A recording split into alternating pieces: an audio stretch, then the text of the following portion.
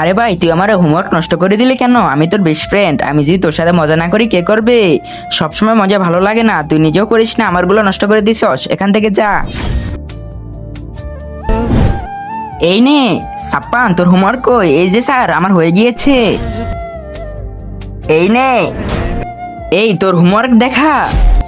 Sir, আমি homework করি নাই, তুমি হোমওয়ার্ক করো নাই? এই শালারা, তোদের ভিতর কে আমাকে 1 ঘন্টা ওয়াশরুমে বন্ধ করে রেখেছিলি? কেউ বলবি না?